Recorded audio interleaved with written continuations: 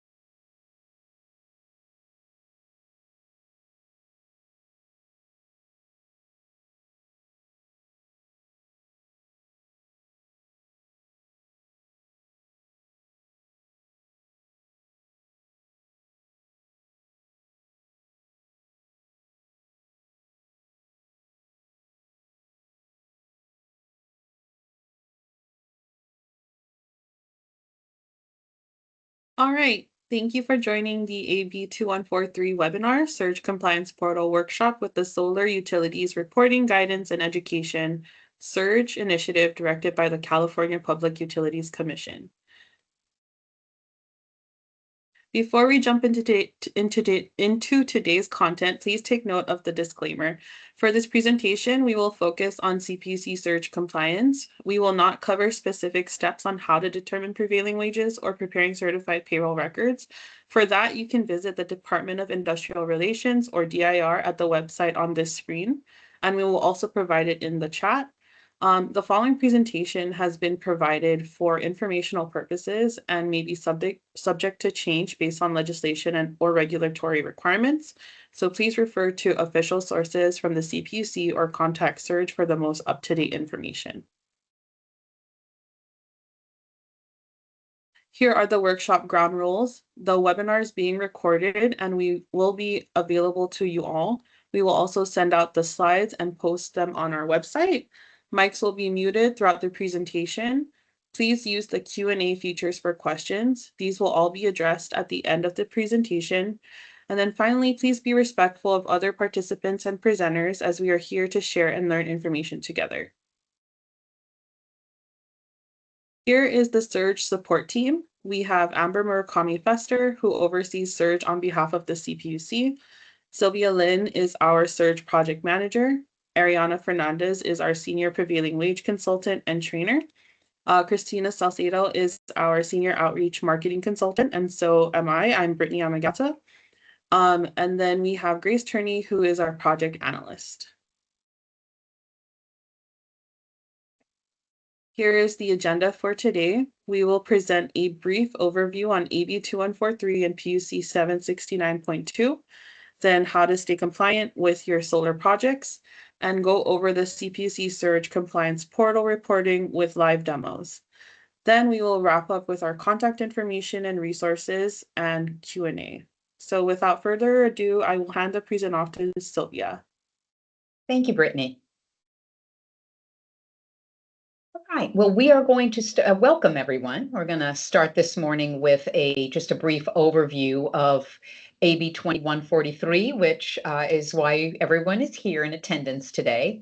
And I don't want to get too much into the details of the regulation itself. It's likely you've had an opportunity to read this, but the overall objective of the regulation is that it's going to treat these solar commercial projects as public works projects with respect to having to pay workers prevailing wage rates on this type of construction, on the prevailing way, on the solar construction and associated battery installation projects. So it applies public works requirements. So these are the requirements that are also in place for publicly funded projects. So it imposes those type of requirements on these projects. There are also 3 exceptions that would take a project out of AB 2143, take it out of that realm. We'll talk a little bit more about the details of that as we go into our presentation. But again, the overall objective is for contractors to have to pay prevailing wage rates in accordance with the DIR requirements and the California Labor Code. And with that, we'll move on to the next slide, please.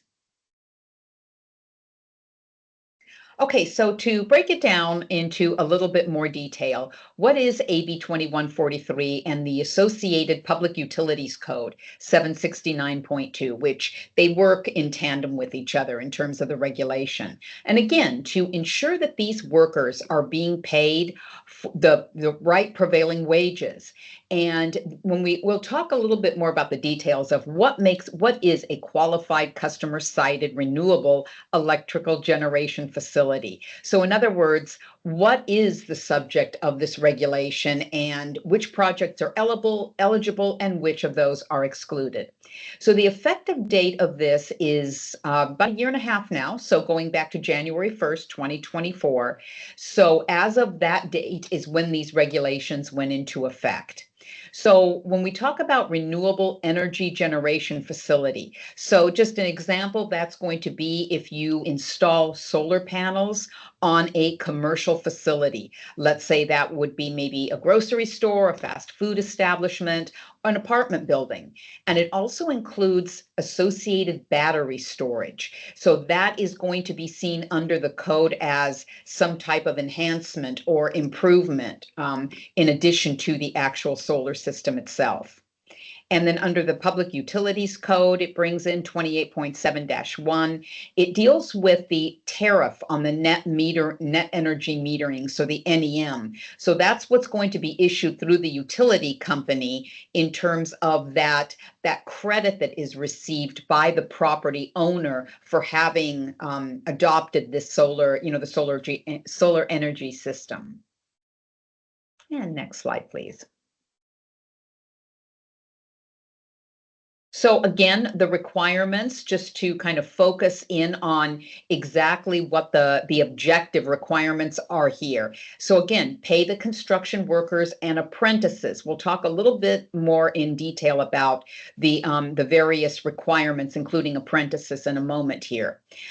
In addition to paying them the right prevailing wage amounts, contractors are required to maintain and verify the certified payroll records through the DIR. And that is in accordance with the DIR is the enforcement agency here. So separate agency from the California Public Utilities Commission, but they are also integral in this process with regard to the certified payroll process, what classifications you're going to use for the workers, and what the associated prevailing wage rates are.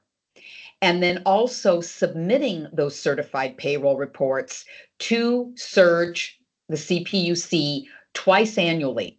So you're going to be submitting those payroll records at a minimum by July 1st of every year and December 31st.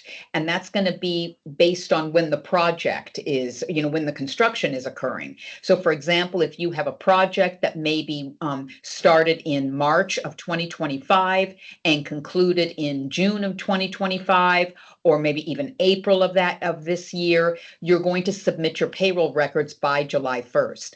Keep in mind, these are the minimum submission thresholds. You can submit more frequently than that, and we'll talk a little bit more about that as we go on in the presentation here today. And next slide, please. Okay, so here's where we talk about the exceptions. What is not required to be submitted through SURGE? Residential facility that have a maximum generating capacity of 15 kilowatts or less. And this is an important distinction here. Residential facility or single family home.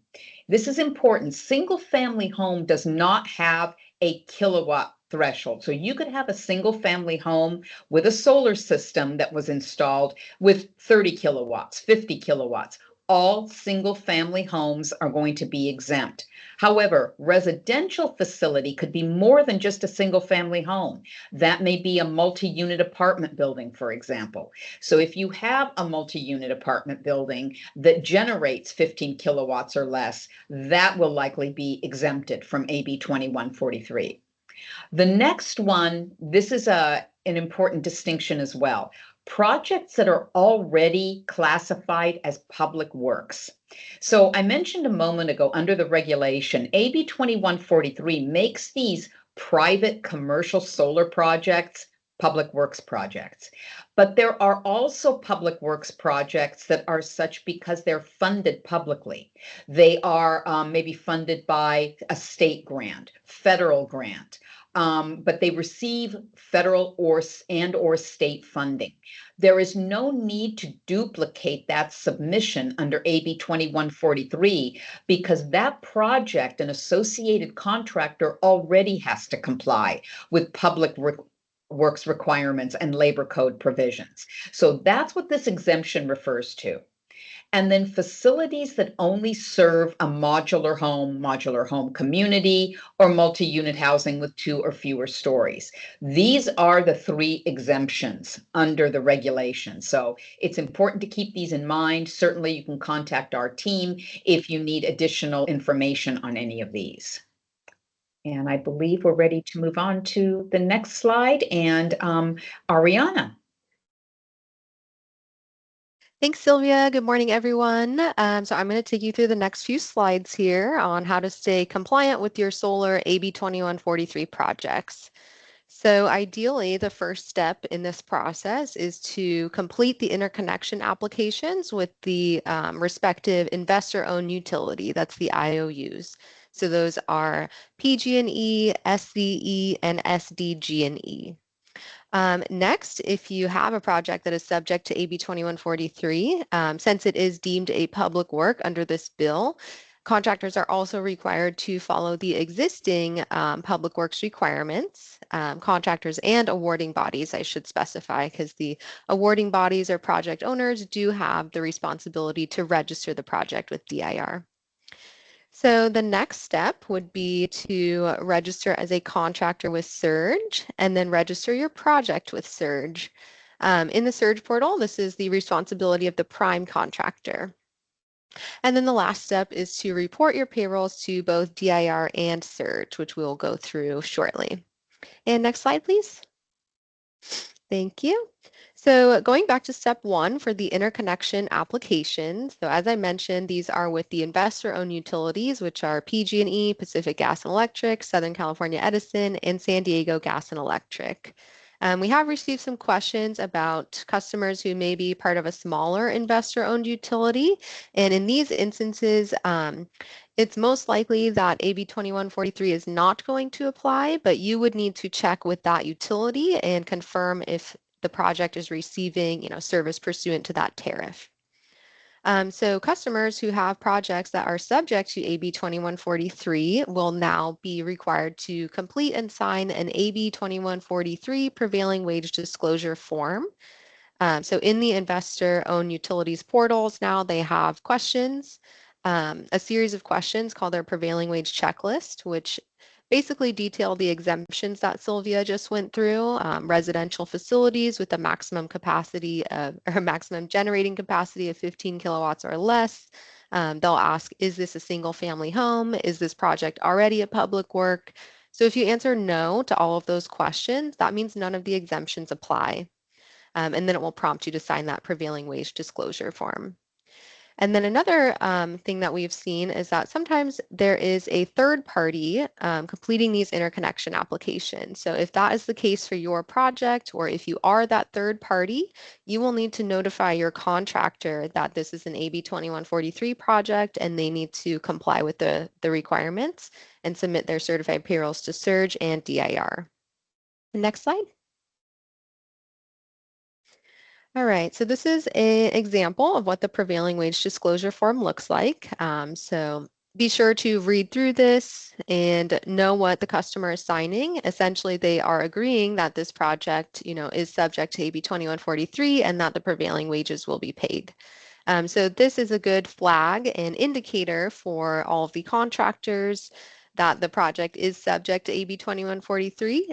So when the customers are signing these and when you're going through that prevailing wage checklist, those are going to be your first indication. So be sure that you keep track of all of your AB 2143 projects to ensure that the compliance requirements are being met. And next slide. So the next step after completing the interconnection application is to follow the existing DIR regulations for both awarding bodies and public works contractors. So awarding bodies are also known as the project owners. In the case of these AB 2143 projects, what we've seen is that this could be the customer. So awarding bodies, existing requirements for DIR are to register the project with the DIR. So now with the DIR's new system, they first have to make their account. And then once that project is approved by DIR, it's going to generate the DIR project ID number. So all the contractors and subcontractors are going to need that DIR project ID number in order to submit their certified payrolls or their eCPRs to the DIR. So moving on to contractor responsibilities. So all contractors working on public works or AB 2143 projects are required to register with DIR as a public works contractor. They're required to pay the applicable prevailing wages for the craft or the type of work that is being performed on site. Required to follow all of the apprenticeship requirements, and then lastly, required to maintain and submit certified payroll records.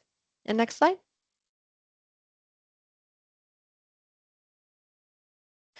All right, so the next step is to register as a contractor with SURGE.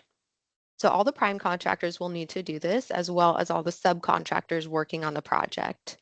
So we're using Submittable as the platform. So if you haven't already done so, you'll need to create your Submittable account first.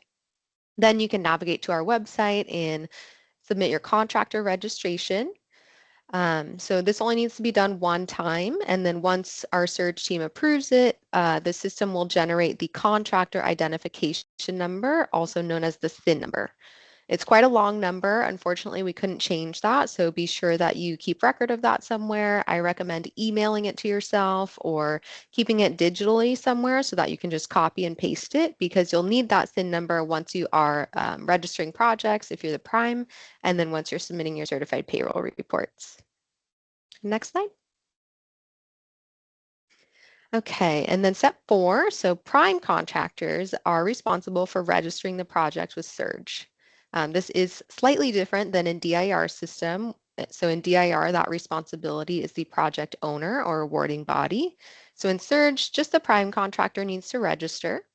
Again, once the SURGE team reviews the project and we can verify it on the IOU portal using that interconnection application number, we will approve it, and then the system will generate the project identification number or the PIN number. So again, this is quite a long number. I recommend saving it digitally, emailing it to yourself, saving it on a sticky note on your desktop or somewhere where it will be easily allowable for you to copy and paste. And then the prime contractors will need to share this PIN with the subcontractors because they're going to need that when they submit their certified payroll. And we just need one project registration per project. So once that's complete, primes will just need to share that PIN number with their subs. And next slide. Step 5 is to report your certified payrolls to both DIR and SURGE. So this is an existing DIR requirement under the Labor Code, which requires contractors to submit their electronic certified payroll records, known as eCPRs, into the DIR's electronic system on a monthly basis while the project is ongoing. So this can be a little bit confusing, but the requirement to submit the eCPRs is separate and distinct from the obligation for contractors to maintain their certified payroll records under Labor Code Section 1776. The main difference is that the eCPRs do not show all the required information that a regular certified payroll report does, and that is because the DIR's database is public. So all these are public records. So typically the personally identifiable information would be redacted from the eCPRs, but items such as employee address and social security number are required under the Labor Code.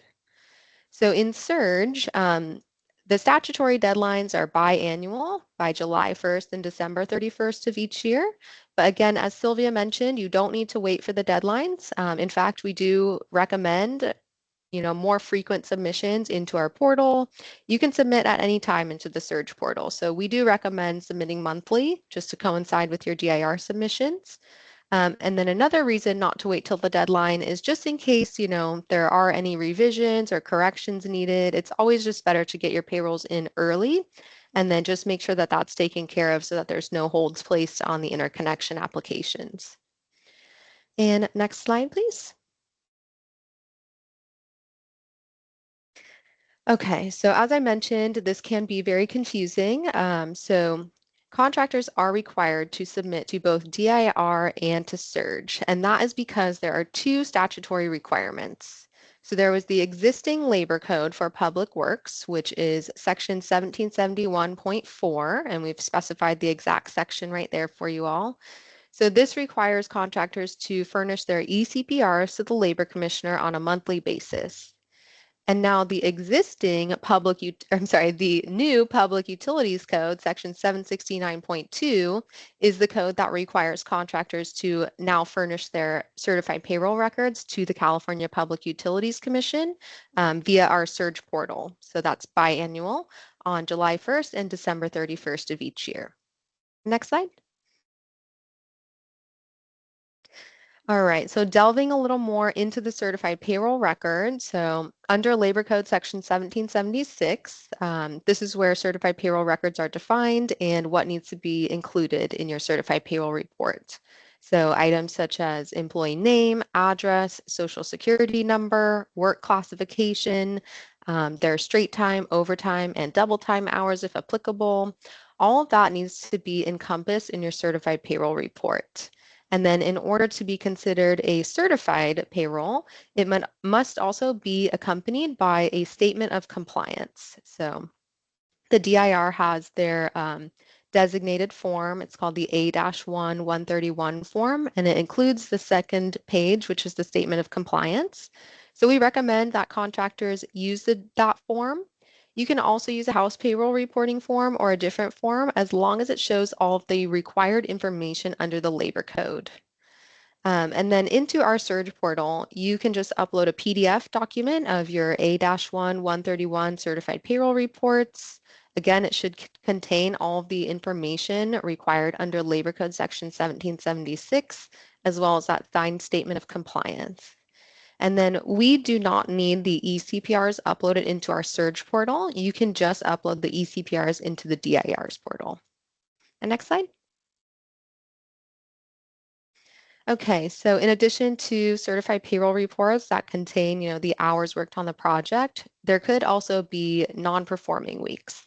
So we would request a statement of non-performance for any weeks after your first date on site that there was no work performed. So perhaps you got called on and then there was a gap in the work. For those weeks that there was no work performed, you'll report a statement of non-performance. And that is to help with continuity because if we don't get those payrolls and there's just a bunch of missing gaps, it just looks like items are missing and we don't know if work was performed. So the statements of non-performance should also be certified, or that statement of compliance should be signed, indicating you did not perform work on site for those weeks. So if you need a form, we can send you a statement of non-performance form. You can also just upload the A-1 131 form and write no work performed and then sign that statement of compliance, and that's perfectly acceptable as well. Next slide. All right, so in summary, if you performed work on a project that is subject to AB 2143, you would be required to pay the applicable prevailing wages for the type of work or the craft that was being performed on site. Contractors are required to maintain their certified payroll records and then submit their certified payroll records to CPUC via our Surge portal, and then report their eCPRs to the DIR. And with that, I will turn it over to Christina. Awesome. Thanks, Ariana. So like we just saw, the surge contractors have requirements that they must adhere to, and we know that they have to register as a contractor through Surge. They have to register their project, and they also have to upload certified payroll. And so that is going to be performed through the Surge compliance portal. And this is CPUC's official system for gathering and storing certified payroll records with prevailing wages from all qualified renewable energy projects. And it's important to note that the Surge portal is hosted on Submittable. So when you're on here, you may see their logo kind of throughout the portal on the different forms. We have our direct website link to the portal, but it can also be accessed through the Surge website. So if you go to www.cpucsurge.org, up in the right-hand corner of your screen, you'll see two different tabs. One will say register, the other one will say certified payroll, and you can access the portal here as well. And then on the right-hand side of the screen here, that's just kind of a snapshot of what the landing page looks like on the portal. So getting started, if you are brand new to this process, then you are going to have to create a free submittable account. And that's super easy. On the login page, you can see here, it says don't have an account. You'll click sign up, and then you're just going to have to provide your email address, first name, last name, and then your display name. So this is what we will see and how you will operate under the system as you're filling out those forms. If you do have a login already, you'll just simply log on to the system.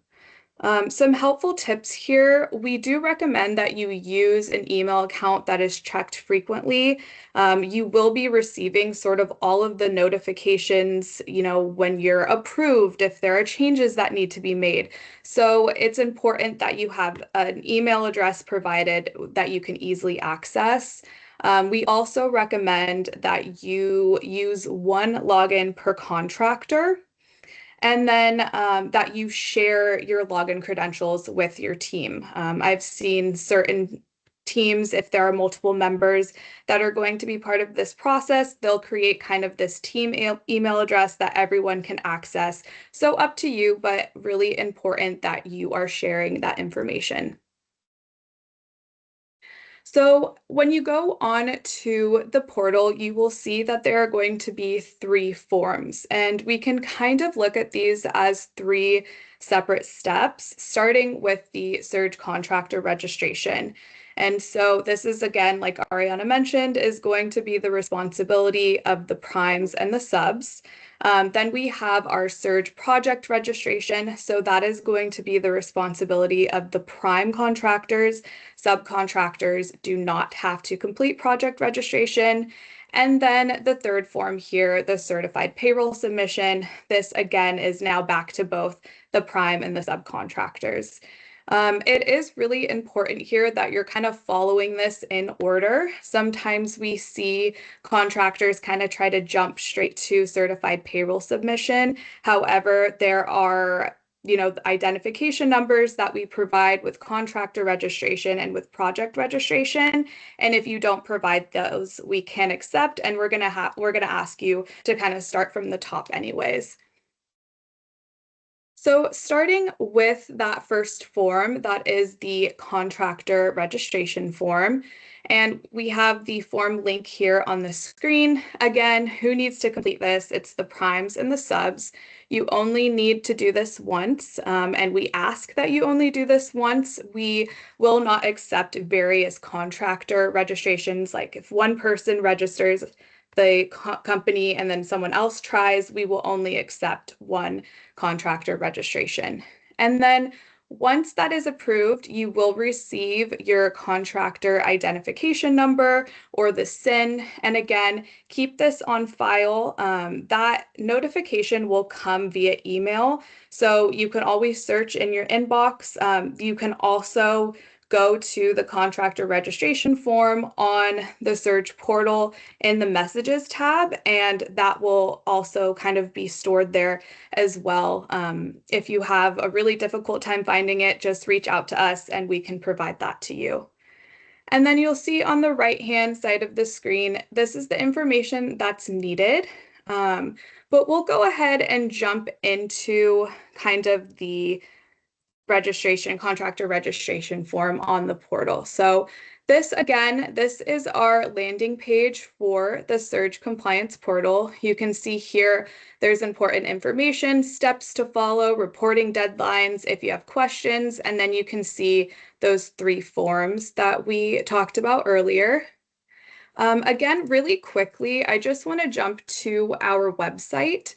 So if you are on our website, which we do suggest you go to for information, you can also access the contractor registration up here with this register tab. So you're going to see contractor registration, project registration, and then we also have this payroll submission tab, and that's going to take you to your certified payroll submission page. But jumping back in here, let's go ahead and click on this contractor registration page.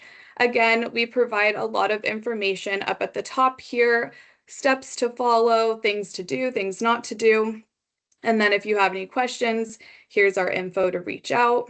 And then let's go ahead and submit. So again, I'm going to have to log into the system. I'm already in here. So I'll go ahead and enter in my information. And then here I have my contractor registration form. So this is probably one of our most straightforward forms. We have our contractor name here, first name, last name, our phone number, email, our company address. And then here are the 2 field entries that are, I think, probably the most important. The first is going to be that contractor state license board number, or your CSLB. This is a required field, and we do require a legitimate number. Now, we know that there are some trades where this number isn't applicable. So if that's the case, please reach out to us and we'll work with you. But if you do have a trade that does require this number, we do expect you to provide it. The system will not approve. Some people put NA, or they'll just put California or CA. We need your actual number. And so it's best to just kind of provide that up front so you don't have to go back and enter it at a later time. And then the other number is this DIR Public Works Contractor Registration Number, or the PWCR number. We understand that there have been some issues with the DIR website, so some contractors have been unable to obtain this number. We see a lot of contractors still who are able to obtain this number, so that's great. This isn't a required field right now, but it will be. I'm sure a lot of us are aware that the DIR kind of gave until June 22nd, and then they're going to kind of reinforce starting June 23rd.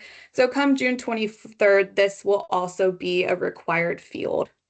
And so once we have submitted this form, we will receive kind of a notification letting us know that we've received your submission, and then once we look through, everything is good, we'll go ahead and approve it, and you'll have your SIN. So let's go back here and jump into our next project form, which is the project registration. So again, form link is here on the screen. And now who needs to complete this? Like we mentioned, this is the responsibility of the prime contractor. Subcontractors are not required to submit the project registration form. You need to submit a project registration for each project that is subject to AB 2143. And one of the first steps is going to be to read the notice and answer the questionnaire that's provided. Based off of these answers, you're either going to move forward to the actual project registration form, or you're going to receive a notice that says, hey, based off of how you answered, you may not have an AB 2143 eligible project. And again, once this has been approved, you will receive your project identification number. This will be needed for both the prime, and if you have subcontractors, you need to make sure that you're providing this PIN so that they can move forward with submitting copies of their certified payroll.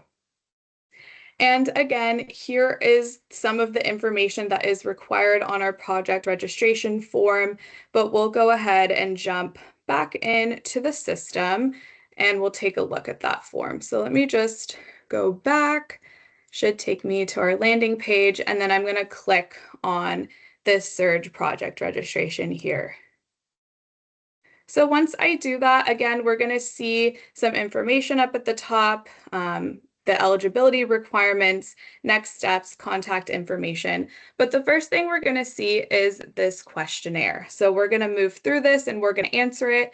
Based off of our answers, we're either going to be able to move forward with project registration, or maybe this is where we'll be clued in, hey, maybe I don't have an eligible project. So the first, are you a registered contractor? I'm going to answer yes to this. Is the project a residential facility with a maximum generating capacity of 15 kilowatts or less, or installed on a single family home? I am going to answer no. Is this project already a public work under existing law? Again, I'm going to answer no. This question sometimes confuses some contractors. So likely if you're on a project that receives state or federal funding, it's likely already subject to prevailing wage requirements. So if that applies to you, you would answer yes. And then, is the project a facility that serves only a modular home community, or multi-unit housing with 2 or fewer stories? I'm going to say no to that. So again, I'm going to hit next, and then if I scroll down, you can see based off of the answers provided, I've made it to the actual project registration form. So here you'll see prime contractor's identification number, or that SIN. So again, you can't really jump to project registration or jump to payroll submission, because the first thing you're going to have to provide is that SIN. So you'll enter in the SIN that we provided to you. Then you'll go through this form. So enter in your prime contractor name. Are you self-performing? Yes or no. So essentially, are you performing work on the project, or did you subcontract all of your work out to your sub? So you're not touching anything. Your subcontractors are doing all the work. If that's the case, then you would answer no. And then, will there be subcontractors submitting payroll for this project? If so, I would click yes, and then I would begin to enter in that information, and I would follow this process for as many subcontractors as I have. And then going down to project information, again, you'll enter in the project name, and then you'll enter in the estimated project start date, estimated project end date. Now, if this changes for whatever reason, you can go ahead and contact us. I actually recommend that you contact us. Say your project got pushed out 5 or 6 months, we can go ahead and open your form for editing, and then we can update that information. It helps with just the record collection process. Next one, project interconnection application ID number. So this is sometimes referred to as a project number or app ID, depending on the utility that you're applying for interconnection application under. But this number is important, and you can see here in red, it's required.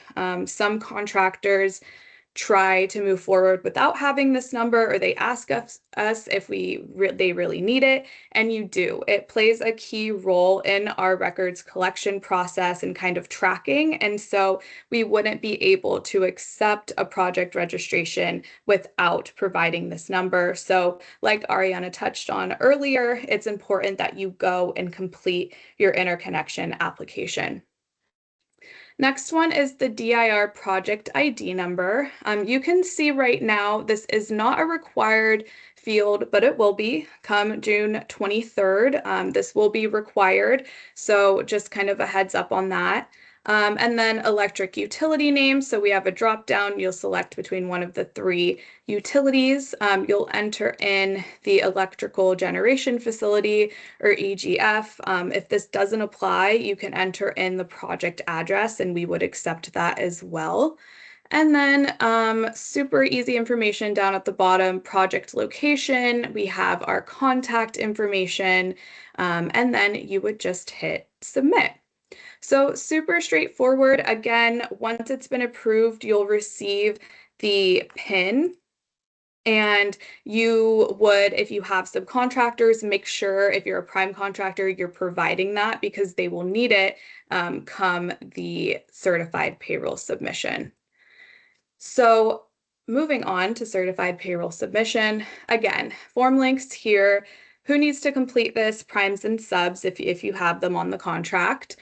This is a biannual requirement, so you complete it at least twice a year. However, we do ask that you upload on a more frequent basis. I think, as we get closer to the deadline, sometimes contractors submit and there's a lot of changes that need to be made, and then they're, stressed out because they're working against kind of a short period of time.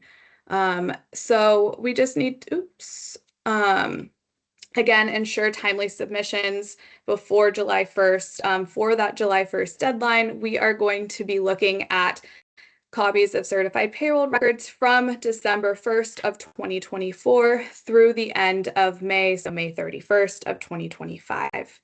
And again, here on the right side of the screen here, this is kind of the information that we require with the certified payroll.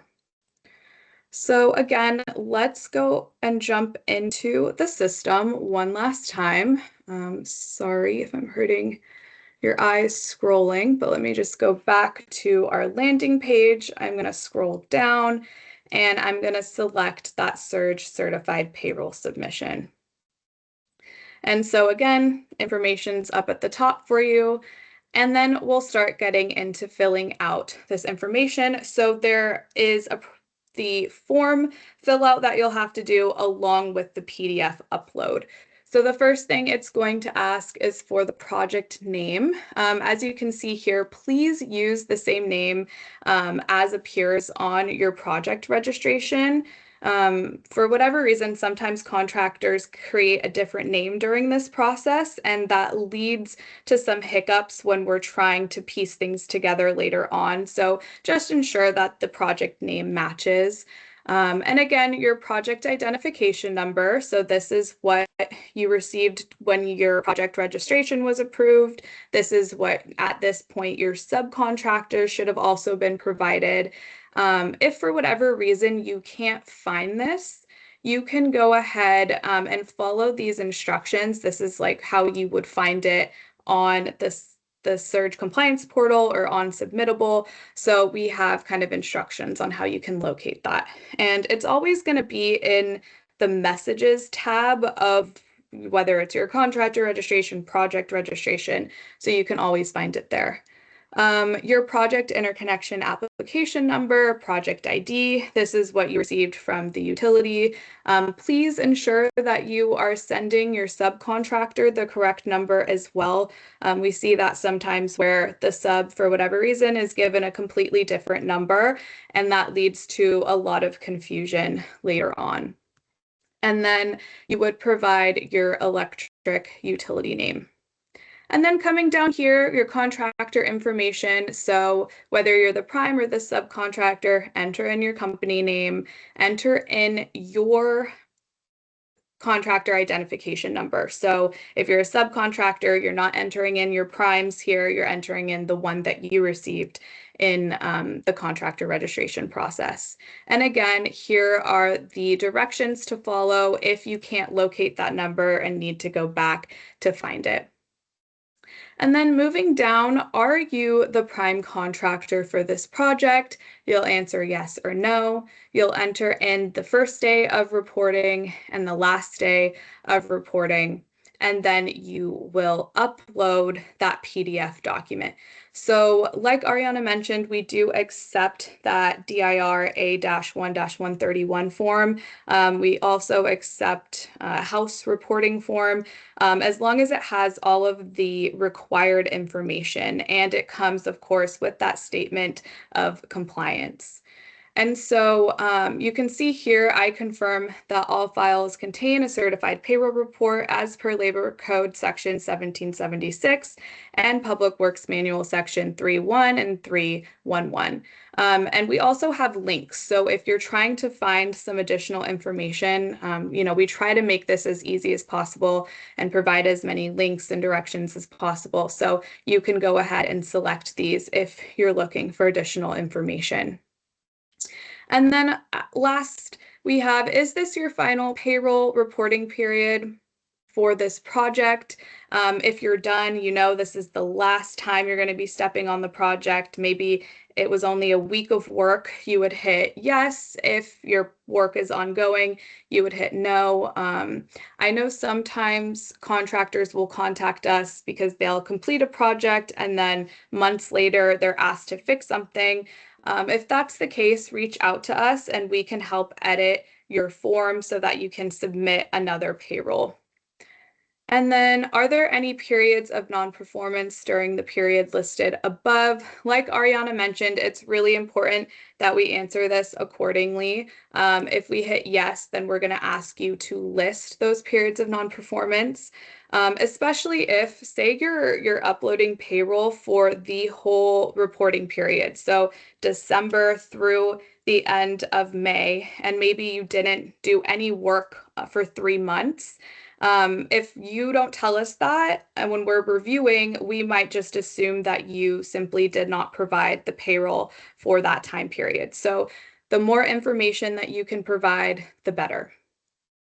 And then once we've done all of that, we just go to the bottom. It's going to tell you you're about to submit your certified payroll. Ensure that you've verified the following items, and then you would hit submit. And so once you've submitted your certified payroll, there are 2 different notifications that you're going to receive.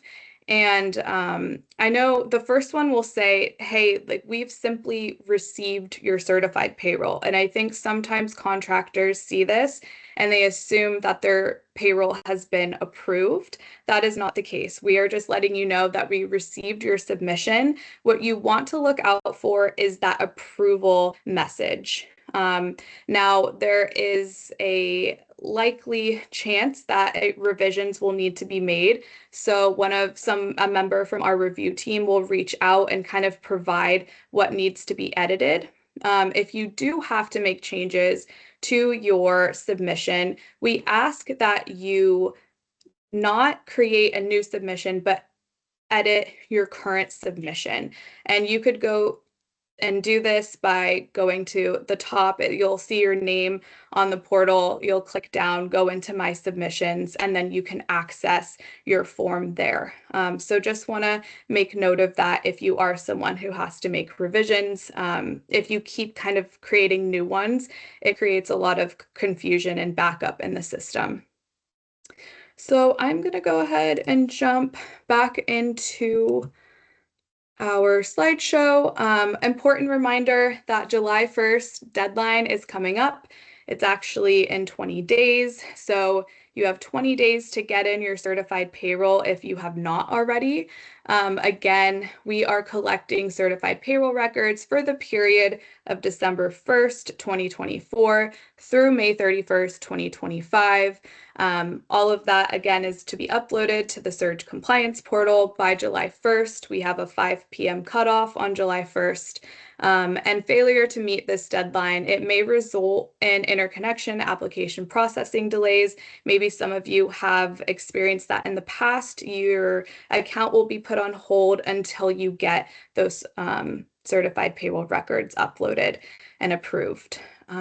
So with that, I'm going to hand it back over to Brittany. All right, thanks, Christina. And thank you, Sylvia and Ariana and Christina again for going through all the information for today's webinar. And also thank you all for attending this workshop. Please visit the Surge website if you would like to learn more information and view resources that we have for contractors. Also, if you would like to sign up for our mailing list, this is email only. Please do so at our website. It's cpucsurge.org/signup. We send out weekly outreach emails that have, information on various resources that we have or any upcoming events that we know of. Some of those events are for Surge events, and others are for the Department of Industrial Relations events where they talk about more prevailing wage specific information and resources that are valuable to contractors. Also, we're on LinkedIn if you would like to follow us there. We do post information on upcoming events and also tips and helpful hints for contractors, just so that we can get the word out more on AB 2143. And then we also do have our YouTube channel that will include this video from today. It also includes all of recorded webinars from when we started this initiative last year. So you can go in and see all of the videos that we have for contractors. We will upload this video, and this will also be we'll link it in our thank you email to the contractors as after this webinar. Again, and then to contact us, you can email us at info@cpucsurge.org. And then also call us at 1-800-549-2143. And just note that the hotline is only available Monday through Fridays, except for major holidays, from 8 a.m. to 5 p.m. And then with that, we can go to the next slide, and we're going to start on our questions that we received during the presentation. So let me just open up our questions. Okay. So the first question that we received was from Jessica, and she asked, for projects that are already subject to prevailing wages, is the project 100% exempt from surge and therefore no CPR upload is required? I'd be glad to take this one, Brittany. Thank you. That is essentially correct. If it is a public works project and it is receiving state and/or federal funds, and it's already subject to the DIR requirements and the labor code provisions, you don't need to double the effort, for example, and also upload to Surge because you're already having to comply with those requirements. So you will not have to register or upload payrolls to Surge if it's already publicly funded. And then just to add to that, the specific labor code is 1720 through 1720.9. So if your project is defined as a public work under that labor code, then that's correct. It would be exempted from surge. Great, thank you, Sylvia and Ariana. The next question is also from Jessica, and it is asking, will DIR eCPRs be accepted and meet the requirements as required for the CPR upload to Surge? I can go ahead and take this one. So no, the eCPRs are not acceptable in lieu of the A-1 131 certified payroll reports for Surge, and that is because the eCPRs do not show all of the required information, such as employee address and social. That's the main difference. So we need your A-1 131 forms, or you can use your house payroll reporting form as long as it shows all of the required information. All right. Thank you, Ariana. We did receive 2 questions on this, and they're asking, where may I locate the prevailing wage disclosure form? If you are referring to the disclosure form that is part of the interconnection application, that is provided to you through that application with the utility when you are completing that original interconnection application. It's not a separate form that's provided through Surge. It is incorporated again into your interconnection application, whether that be with PG&E, SCE, SDGE. Thank you, Sylvia. Carrie is asking, what do we do if the project owner does not register the project on the DIR, but as a subcontractor, I know the project is an AB 2143 project. Can we still pay prevailing wage, but we can't enter into Surge or the DIR?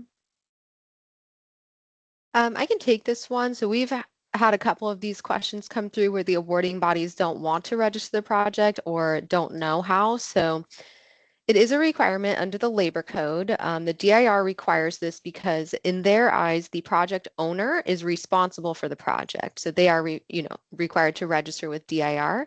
What you can do is work with your customer or whoever's the project owner in this situation, and you can kind of guide them through the process. It is just a one-time form that they go on and enter the information into the DIR's portal. So again, with the DIR's new system updates, the awarding bodies and project owners have to create an account first.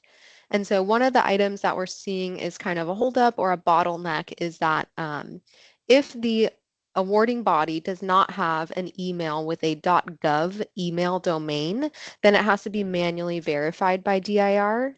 So what they can do is email the DIR at publicworks.dir.ca.gov with the subject line AB 2143 email verification, and let them know that they are an AB 2143 project owner and that they need to get their account verified so they can register the project. We do have some language on this posted on our frequently asked questions page. So if that's an issue your project owner is running into, I recommend reviewing that. You can also reach out to us for assistance. And then essentially, if the project owner does not register the project, then yes, everyone would be out of compliance and they would not be able to submit their eCPRs to DIR.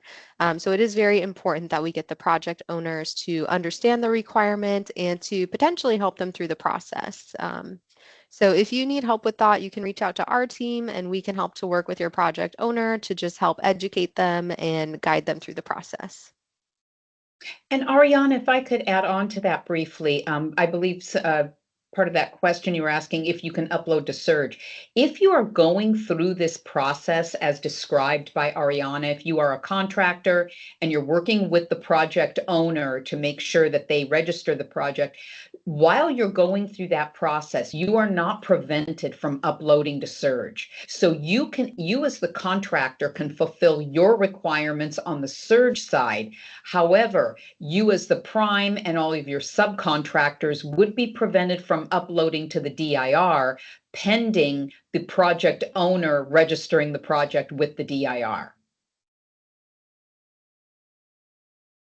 All right, thank you both, Ariana and Sylvia. We do have one person's hand up, and Solmar, I will unmute you right now so you can enable your mic. Hold on, sorry. Okay, Solmar, your mic is enabled. You can unmute and ask your question.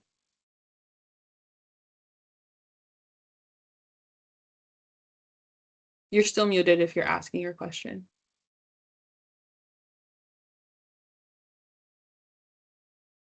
Right.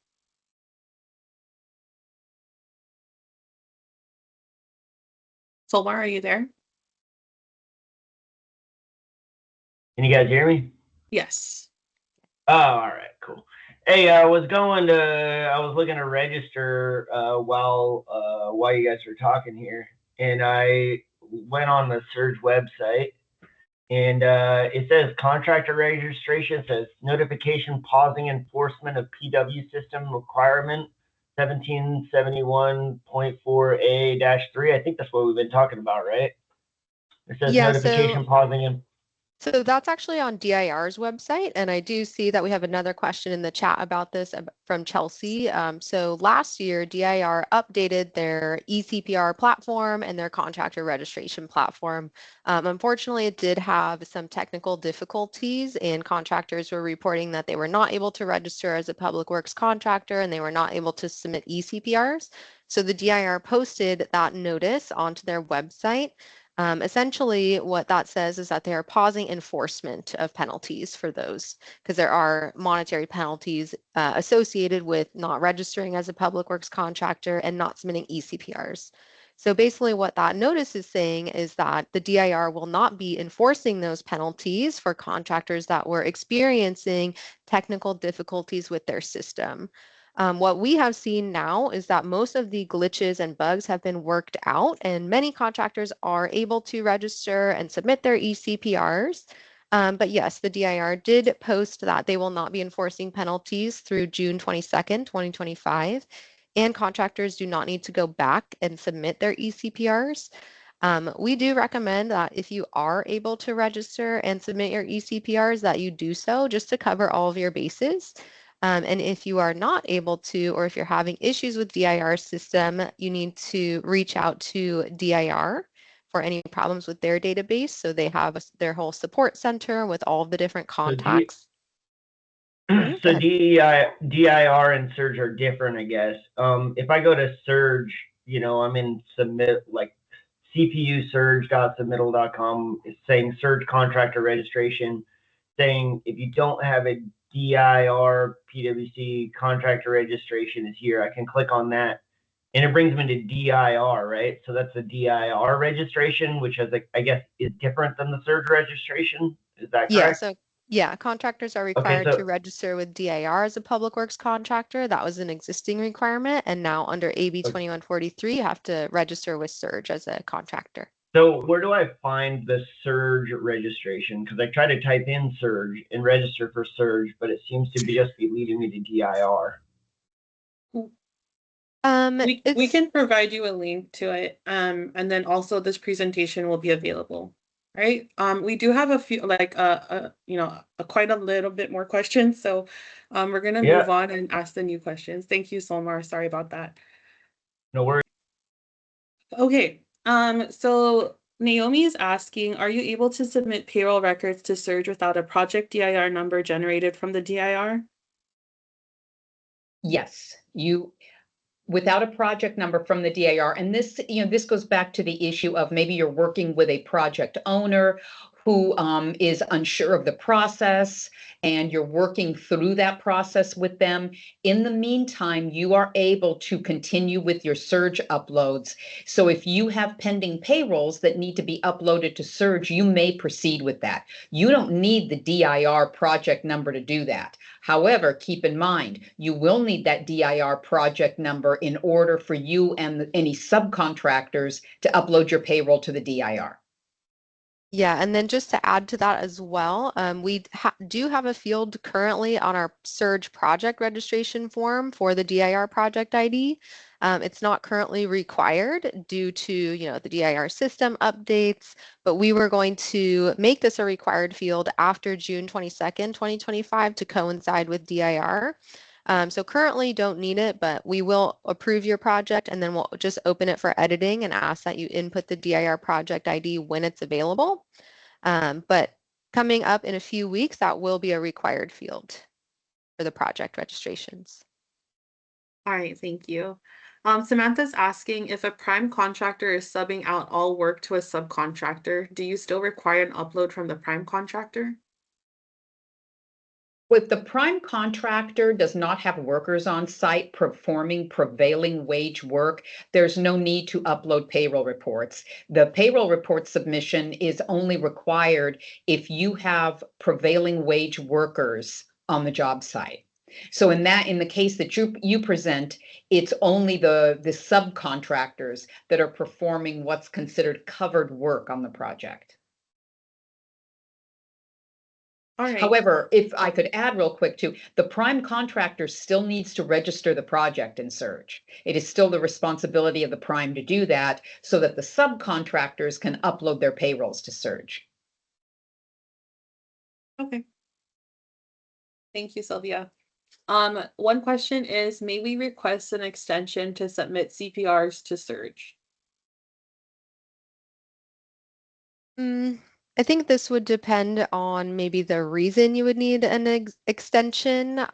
Perhaps if there were some, extreme technical difficulties with the system, we could grant an exemption, but typically no, I don't think there would be any exemptions granted for the statutory deadlines, but I don't know, Sylvia, maybe you correct me if I'm wrong. It is a regulatory requirement, so really we don't have that kind of latitude in order to just grant exemptions. However, building on what Ariana said, please, we look at this on a case-by-case basis. So if you have some type of extenuating circumstances, maybe there are technical problems, please reach out to our team and we will certainly discuss that with you.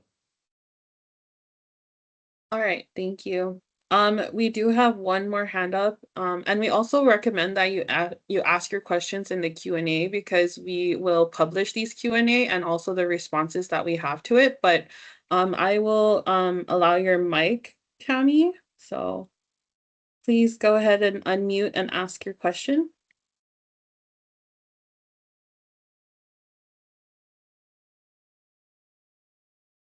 I think Tammy you're still Cole? muted if you're talking, Tammy.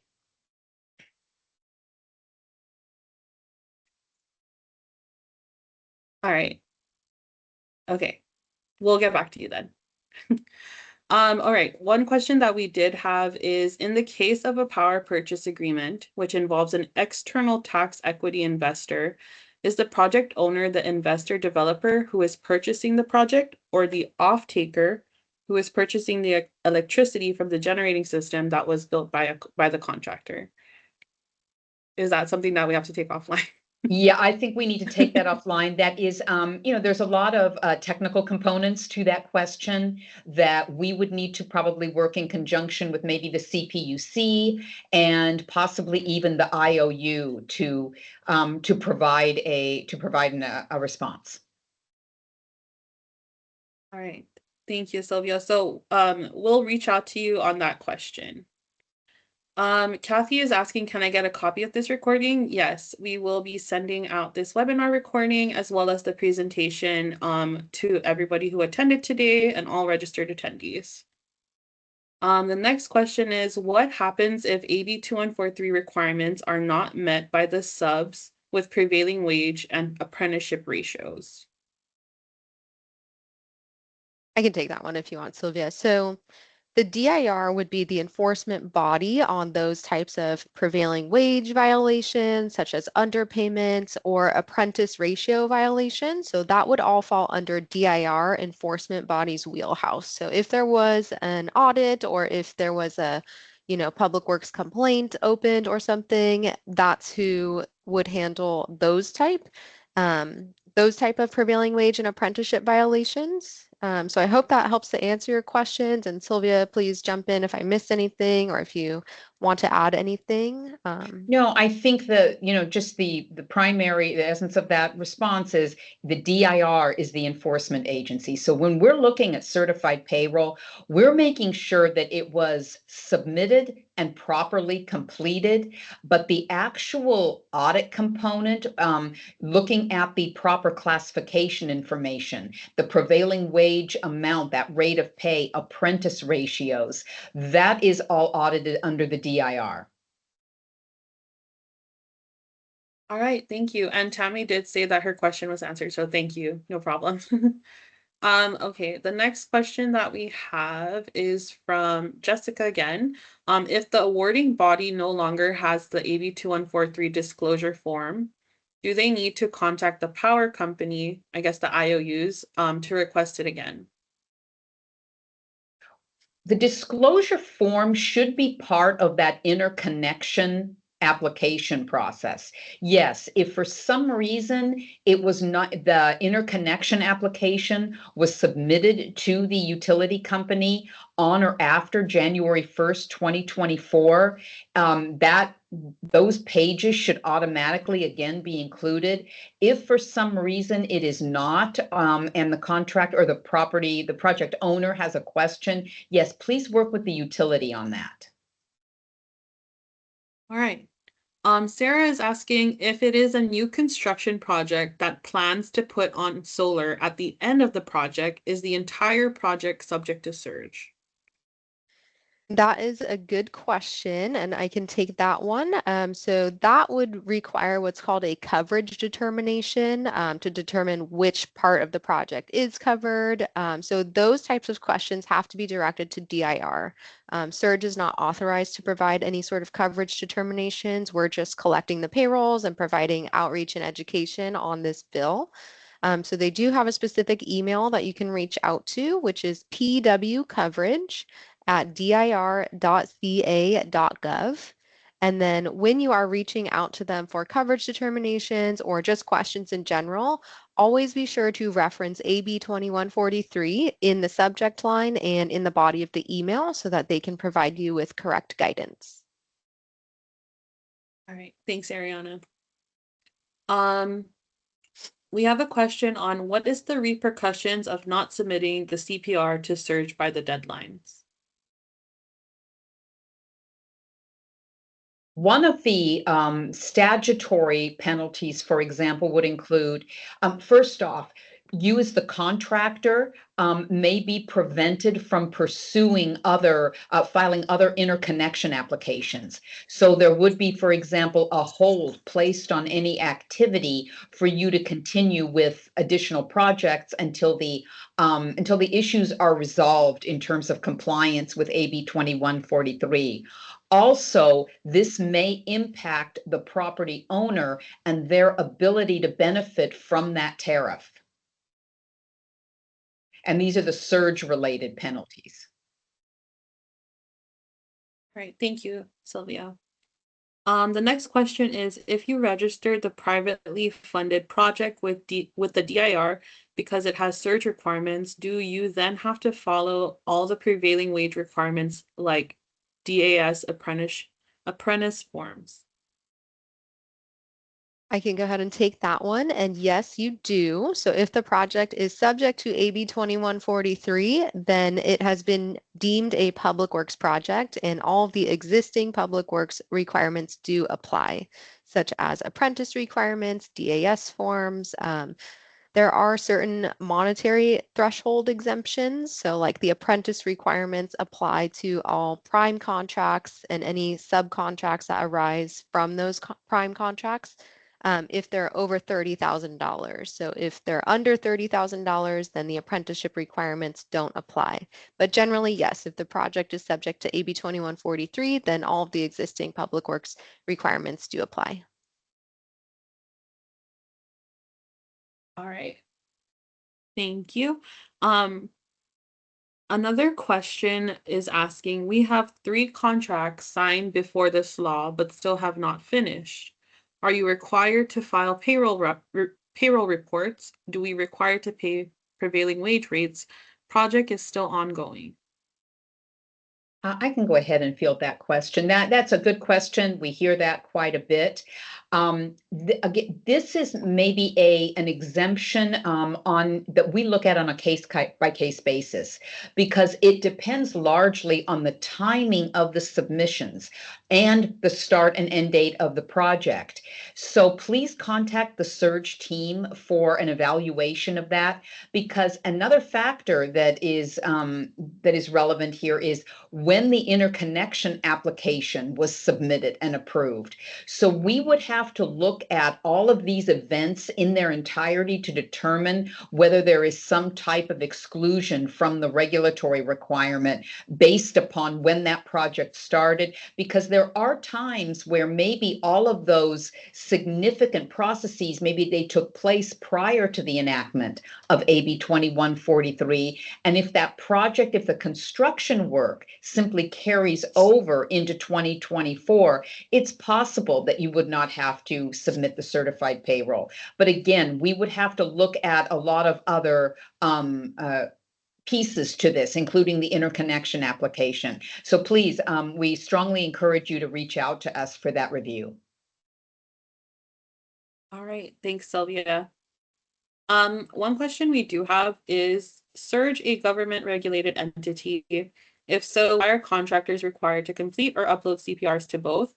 And why can't Surge acquire the CPRs from DIR? I can go ahead and take this one. This is a good question and one we get a lot. So we are a private company contracted directly by the California Public Utilities Commission to retain these payroll records on their behalf. The reason we can't acquire the CPRs from the DIR is because in the DIR system, those are the eCPRs or the electronic certified payroll reports. So they do not show all of the required information under the labor code.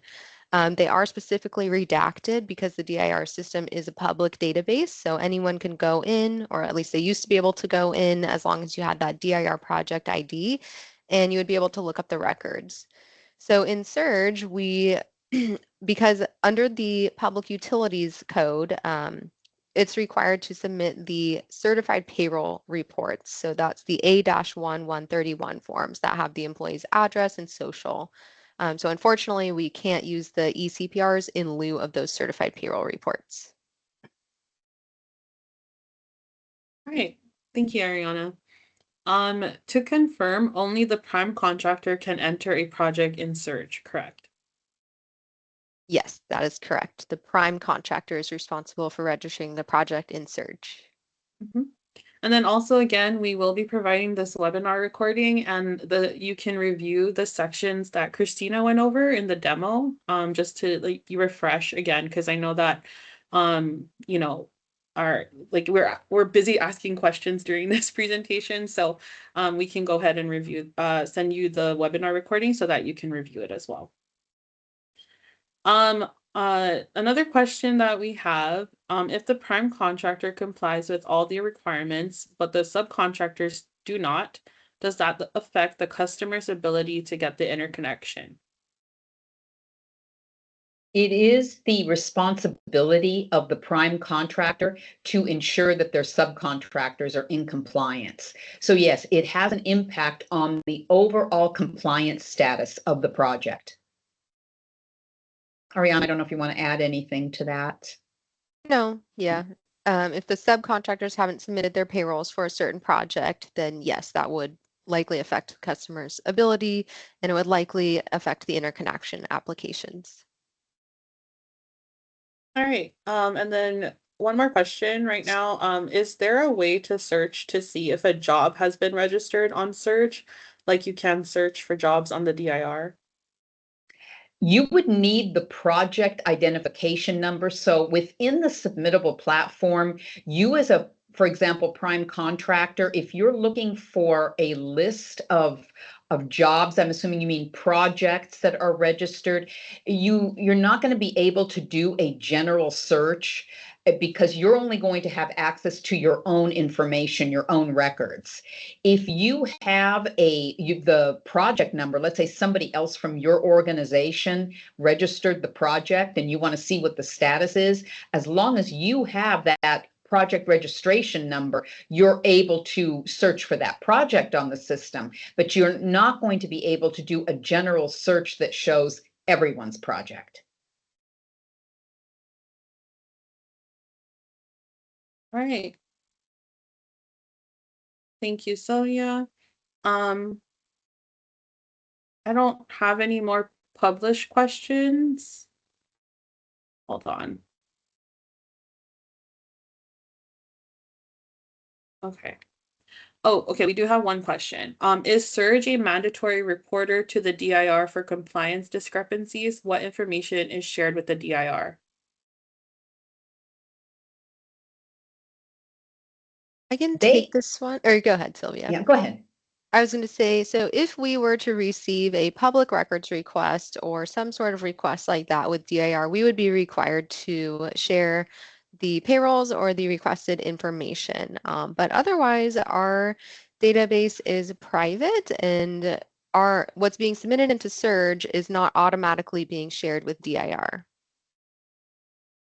And keep in mind, the DIR is going to rely upon the requirement and the information that is submitted directly to them. So that's how they're going to track the compliance status of these Surge projects. Yeah, and that is another purpose of their eCPR system, is to help them with enforcement and things like that. All right, thank you both. That was the last of the questions. If anyone else has any questions, please feel free to. Okay. Hey, Jeanette, Brittany, yes. sorry to interrupt. I think her question is in the published. It's right below Sarah's. Oh, okay. Sorry. Did not see that. All right, yeah. So Jeanette's question is, we have geotechnical and design phase projects where subcontractors are doing prevailing wage work on site before construction. We are required to comply with the DIR but not Surge because the construction phase has not started. So this sounds similar to a coverage determination question, which should be directed to DIR. You would need to know if those geotechnical and design subcontractors would fall under AB 2143. So we recommend reaching out to that PW coverage unit from DIR, again, letting them know that it is an AB 2143 project, and then getting that coverage determination from them. And just to add on quickly to that, so if you, for example, if you know that under that phase of the project, let's say you have a surveyor or inspector, it's what you're doing with that coverage determination, like what Ariana explained, is you're determining, is that part of the solar construction of the project, which would make it subject to AB 2143. So that's why you need to pursue this through the DIR coverage unit. Right. Okay, so let me see. Another question is, if I am a subcontractor and the prime has not registered the project with Surge, therefore I am not meeting the payroll upload deadlines, what should I do? We need to push your prime to get the project registered. So we would need to know why. Are they having technical difficulties, perhaps? Is it something that we as the Surge team need to step in and assist them with? So on your end, you should, push them to register the project, and then we can also reach out to them as well if needed. So you can also reach out to our team for assistance. Yeah, if you encounter problems that are preventing you from meeting the requirements, like Ariana said, please reach out to us for assistance. All right, thank you. And then here's the last question, I think. Oh, no, we have more questions. Are backup documents required to be supplied to Surge, such as time or pay data? No, you will not. The only instance where I would, again, that's going to be a case by case basis. But if, again, we just review the payrolls with respect to completion and submission. But if there is a need for any supporting documentation, that's going to be a unique circumstance. We'll reach out to you directly. But just as a requirement and as part of your submission process, all that is required through Surge is the payroll report with the statement of compliance. And then just to add on to that real quick, sorry, Brittany, we don't require those backup documents in Surge, but you as the contractor or the subcontractor should keep all of your backup documents and supporting documents for up to 3 years, I believe, after the project is complete. All right. Can a third party hired by a contractor access Surge on their client's behalf and upload the CPRs?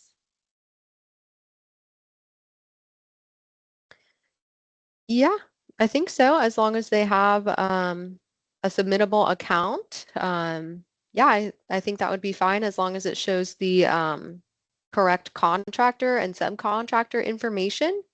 Sylvia, did you have anything to add to that? Same thing, just, again, if this is, for example, in the context of maybe a labor compliance consultant or something that you've hired to do the uploads for you, as long as they have all of the information. And I think the key is make sure that that third party doesn't put their information in there. Make sure that all the information that is entered with respect to maybe point of contact, property location, that reflects the project itself and the contractor and not the consultant's information. Otherwise, if there are any issues of non-compliance, those violation notices would probably be directed to that consultant. So just make sure that it is specific, is maintained specific to the project. All right. And then we have a question from Sarah. When is the interconnection application usually requested? That's typically the first step in the process. So, for example, once that you're entering into that contract with the property owner, that's going to be probably even in advance of your contractor registration with Surge, and certainly your project registration, because you're going to need that interconnection number to register the project. So that should be something that occurs in the very early, if not the first stage of the process. Okay. And also just a reminder, we have 5 more minutes in our meeting. We do have one more question from Tammy. It is, if the project is AB 2143, but my GC does not register the project with Surge and get the PIN, then we cannot submit CPRs, correct? We need that PIN to be able to report CPRs, correct? Yes, you will need that PIN number in order to report your CPRs.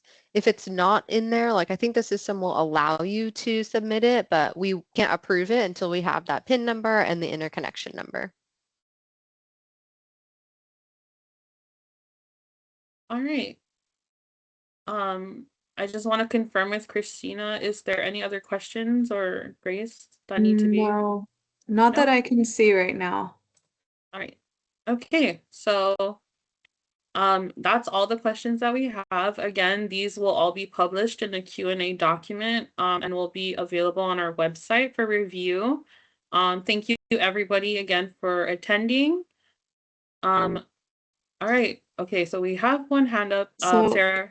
Oh, yeah, go ahead. Brittany, they came in at the last second. They're trying to get them in really quickly. So I can read these out really quick. Okay. If we have 4 minutes. Okay. When will the contractors be required to submit payrolls through the DIR portal? Is the time period the same as Surge? For DIR's portal, it is required that contractors submit monthly while the project is ongoing. So the statutory deadlines for Surge are biannual, but we do recommend that you submit, earlier as possible. We recommend a monthly schedule just to coincide with your DIR reporting. And then what I believe is now the last question. Do you suggest submission while those numbers are pending? I'm assuming that's the interconnection application numbers. You're not going to be able to submit a payroll if you don't have an interconnection, because the interconnection number is going to be required for the prime contractor to register the project in Surge. So without that PIN number to identify the project, you won't be able to enter to upload the payroll information. However, you can register as a contractor in Surge. Contractor registration, you can do that while maybe your interconnection application for a particular project is pending. In fact, we encourage contractors to register. If you know you're going to have a project coming shortly, we encourage you to register as a contractor. And then just to touch on that, Sarah, if you were referring to like the project identification number, we would need to have a little more information as to why the prime hasn't registered the project yet. So if you want, if you can reach out to us and we can reach out to your prime, if that would be helpful as well, just to let them know that we need to get the PIN number and the project approved so that you can submit the payrolls. Awesome. Thanks, Sylvia. Thanks, Ariana. Okay, I think we're going to close out. We're coming right up at 12:30 now. Again, if you have more questions, feel free to contact us. Again, our email info@cpucsurge.org, or you can call us at 1-800-549-2143. We will be releasing a recording of this presentation along with the PDF slides. And then we will be working on finalizing a Q&A document for you as well. We do encourage you to visit our website. There are a lot of great educational resources there, different links and flyers and guides. So please feel free to, again, view our website, follow us on LinkedIn, subscribe to our YouTube. Thank you so much, everyone, for attending, and we'll talk to you soon. Bye, everyone. Thanks, Bye. everyone. Have a Thanks, good day. everyone. Thanks, everyone.